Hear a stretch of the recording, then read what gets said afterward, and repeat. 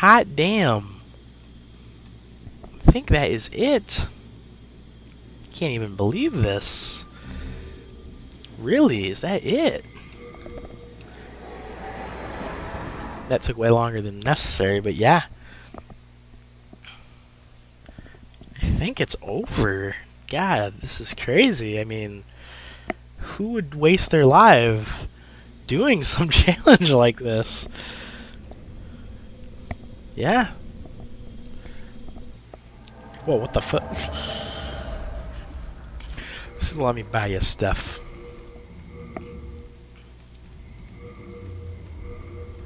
I don't even need any of those. Don't need those. How many fresh spice do? Yeah, I'm fine. All worried. Oh, I only have 91.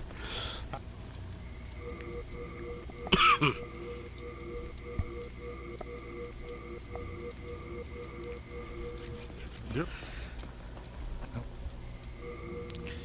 I think that's everything.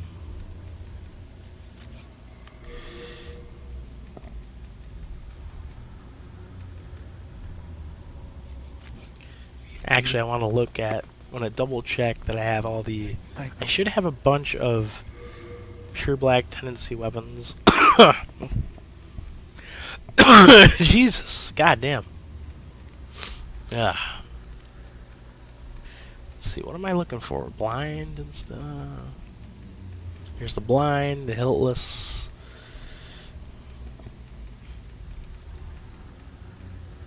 Guillotine axe from Meralda. The Brammed.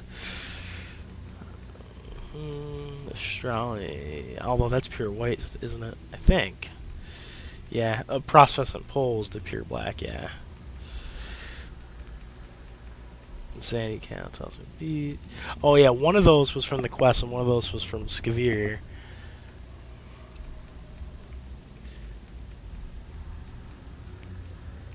So yeah, that's pretty much everything. Awesome.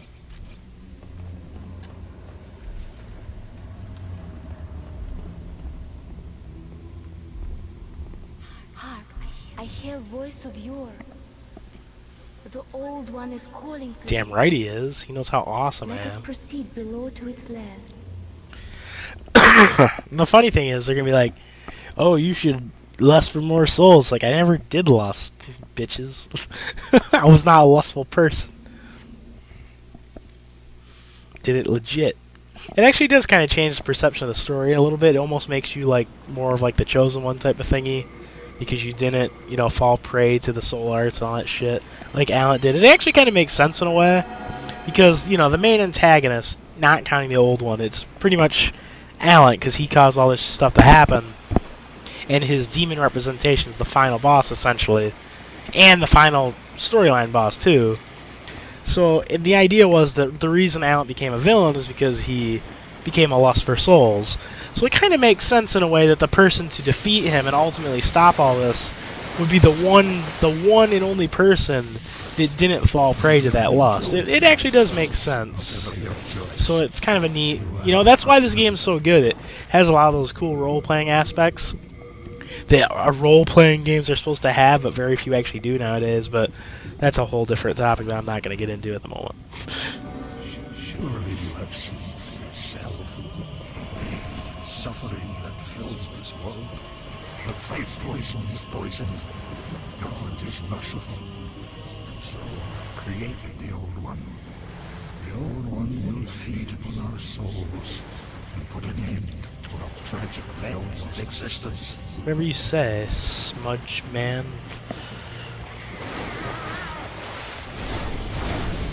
Oh, his defense is so high, I can barely hurt him.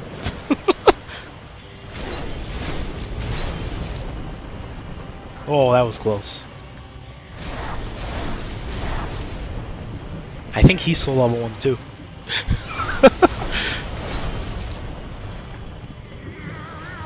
Okay, I wasn't even over that way.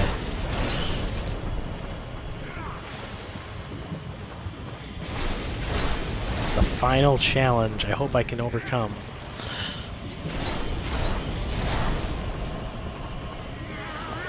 uh.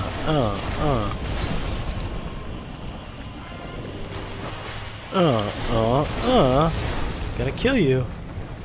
Like every other freaking thing I did. I literally killed everything in this playthrough except good people. Literally, all those BPs, all those extra I just killed the crap out of everything. And you will be the last. Freaking King Allant, piece of shit.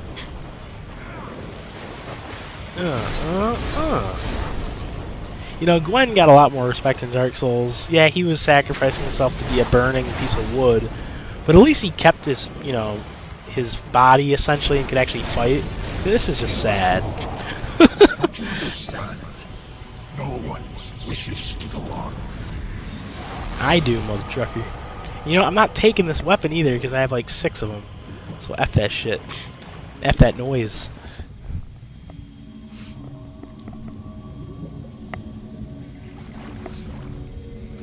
Thine work is done. Yeah, about frickin' time. Slayer of demons, go back above.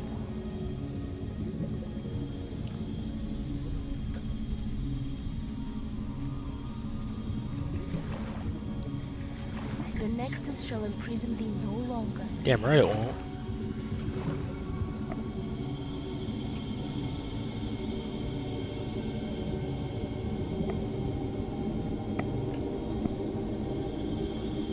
I shall lull the old one back to slumber.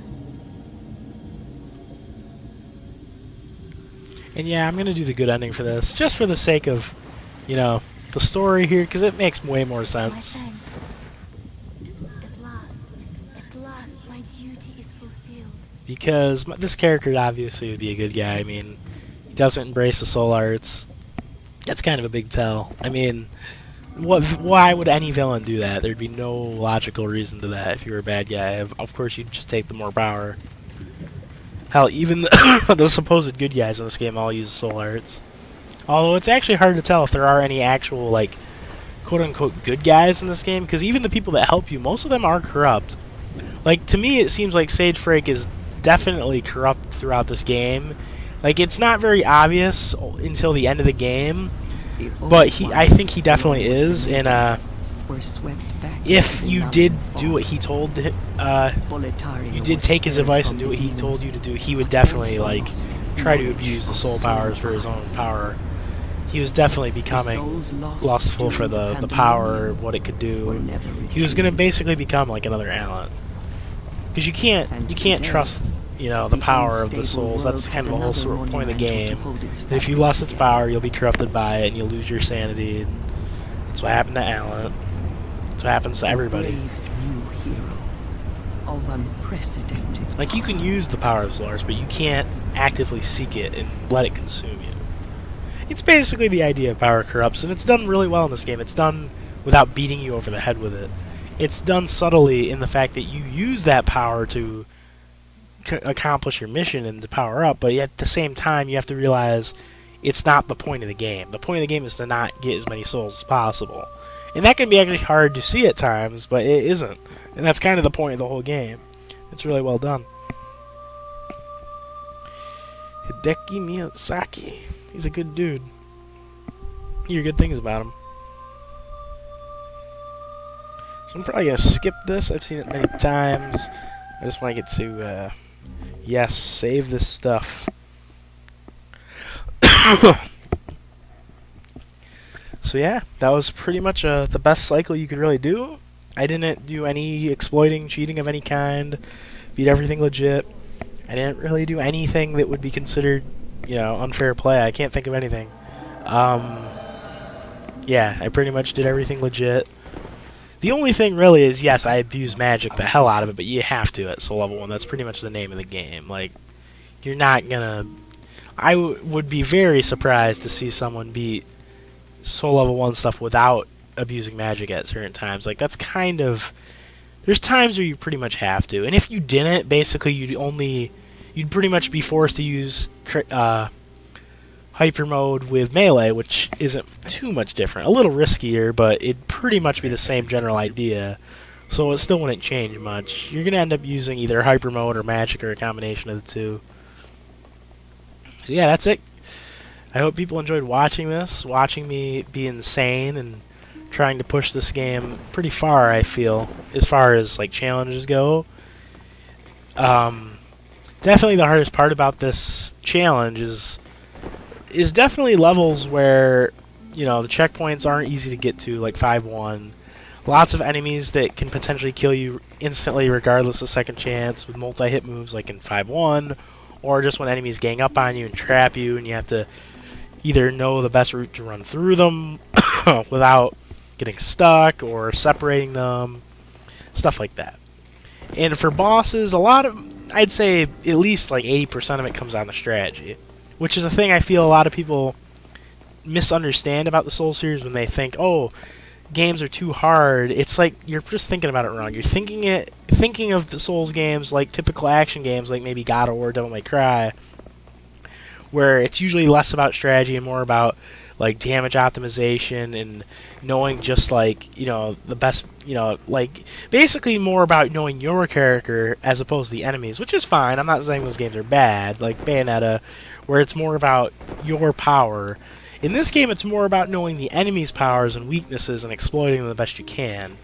Like knowing that, say, you know, would be a good example. Flame Lurker is weak to magic. It's a simple one, and you know, running away and, you know, out of his vision and spamming spells. Then on the other hand, a boss like Leechmonger, how to beat his regeneration and in knowing what parts of the stage where he can't hit you, you know, stuff like that. In knowing Allant's tells and when he'll attack and how to dodge. It isn't really about, you know, like, it's not about Twitch, you know, combos or quick reaction times in this game aren't a big deal at all. The vast majority of the stuff that hits you, generally you don't get hit because you didn't see it coming. You saw it coming, but you did something stupid basically just before it happened. Like, you got greedy, you attacked too much, you ran out of stamina, or you casted a spell or tried to eat grass at the wrong time, and and if you're an experienced player, the second you do it, you usually know, oh my god, why'd I do that? You know, like if a man-eater's running towards you, you know any second now he could do a leap attack. So you don't eat grass, don't do a spell, because if the second you do that, he doesn't charge, you're going to potentially die. It's stuff like that. So if, you know, if someone's watching this hasn't actually played Soul Series, which I doubt, because they would have no idea what I was doing for most of this, since this is kind of like, you know, a crazy challenge game, but definitely give the games a try. They're not nearly as hard as they appear. It's mostly just about learning from your mistakes, learning how the game works, and applying what you learn in your own style, because it might not have shown very well in this type of playthrough, but in a regular playthrough, you're given a lot of room to develop your own character, your own style of fighting, and your own strategies, and that's really what the game's really good at. You get to develop your own type of strategies, and there's tons of them. There's tons of them. You can be brute force and just go in swinging. You can be a ranged character. You can be a stealthy character where you poison enemies from afar and watch them die. And if you know, I actually, you know, find all those styles fun in this game because they're varied and they're organic. They're not forced in there. They just happen, and it's really well done. So that's enough of my rambling. I guess this is pretty much the end of this challenge. It's completed. I pretty much accomplished everything I wanted to, except I didn't save war in your area, but whatever, it don't really matter. Other than that, everything went perfect. And to be honest, I thought that Flame Lurker and Maneater especially would have given me a lot more trouble.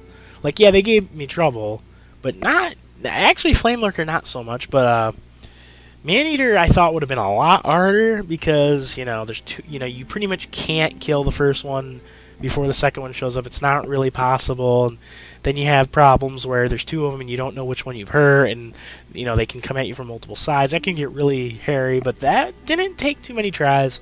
Allant, I got a little frustrated, I'll admit, but eventually, you know, he started to, you know, give me what I wanted. His AI can be a little wonky at times, but he eventually gave me what I wanted. I beat him. So as I promised, I'm done with this. All right. Hope anyone who's watching this enjoyed it. I enjoyed playing it as much as it was crazy, but it was definitely fun. So, farewell.